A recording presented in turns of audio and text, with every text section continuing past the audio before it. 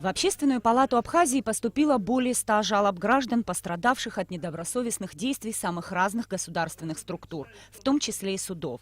Для изучения ситуации была создана рабочая группа, которая сегодня предложила заслушать итоги длительной работы. Выводы комиссии неутешительны. В большинстве случаев в отношении граждан Абхазии серьезно нарушается закон. 2 раза в суде в городе было решение, суд решил, что этот Хачвяни умер во время войны. Свидетелей приводят. Человек, который грабил абхазцев, который умер для нас в Абхазии. Этот человек живет и здравствует в Тбилиси. Представитель ветеранской организации «Абаш» рассказал собравшимся 2 истории. И в одном и в другом случае речь идет о ветеранах войны. Эти истории, уверен Зухба, показательны, так как отъемом жилья у ветеранов занимаются родственники людей, воевавших против Абхазии.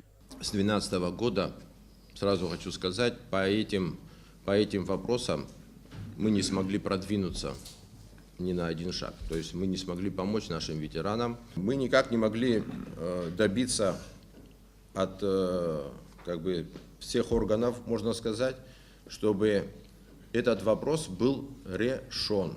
Как мы считаем правильно, человек, который является матерью врага абхазского народа, не любят вообще, когда я говорю врага абхазского народа. Ну, я называю так, как есть. Он против нас воевал, наш враг. Отсутствие закона, по которому статус лиц, воевавших против Абхазии и членов их семей, до сих пор не определен, отмечали участники встречи. Если семья погибшего, героя Абхазии, в частности, семья погибшего героя, занимают жилье, независимо от форм собственности, за ними должны были его узаконить.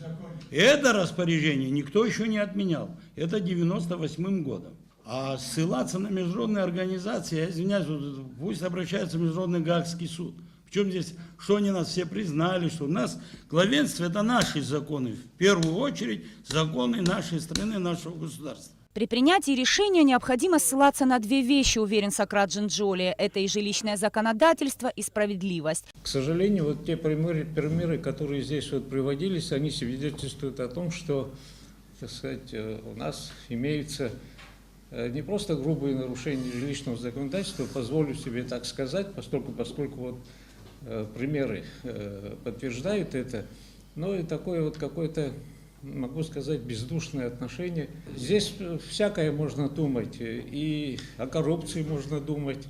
Конечно, поражает и другое, что управы ни на кого найти нельзя. Сплошная просто безответственность.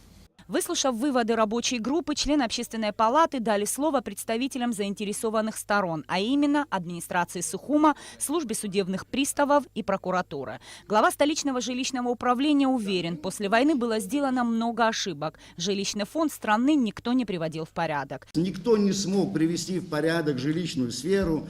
У нас такое понятие, как «я кнокал», «я смотрел», «я хотел», и этого вполне достаточно. Я могу конкретно сказать, чем я руководствуюсь. Руководствуюсь я решением суда, безусловно. Вы говорите, знакомиться с жилищным кодексом. Да нету этого жилищного кодекса. У меня стоят на очереди, из них 352 человека, инвалиды войны, семьи погибших и так далее. 2500 человек. Спрашивается, зачем? Мы что, строим? Не строили и не будем строить. В итоге развернувшейся полемики диалог с представителями администрации не получился. Сергей Матасян, высказав свое мнение, покинул встречу. Уход главы жилуправления члены палаты восприняли по-разному. Разрядить ситуацию удалось главе столичного собрания. Константин Пилья пообещал на ближайшем заседании создать комиссию из числа городских депутатов и подключиться к изучению и решению данного вопроса. Обсуждение получилось очень эмоциональным, тем более, когда в зал заседания Общественной палаты пришли те, кто уже много лет оспаривать свое право на жилплощадь в нашей стране. Правду буду говорить, я никого не боюсь. Уже акискевнес что? Самоопирать хуасан жиргиус судом. Хацак дакл саре территории саре асхудюхан сюсуд гилгасым хна ахкара держу. Вот хажу абсуа. Несколько часов обсуждения Общественная палата завершила решением усилить рабочую группу для продолжения работы. Другого вердикта члены палаты принять и не смогли бы, ввиду отсутствия необходимого для голосования кворума. Нисфа Аршба, Астамур Гошба, Абхазское телевидение.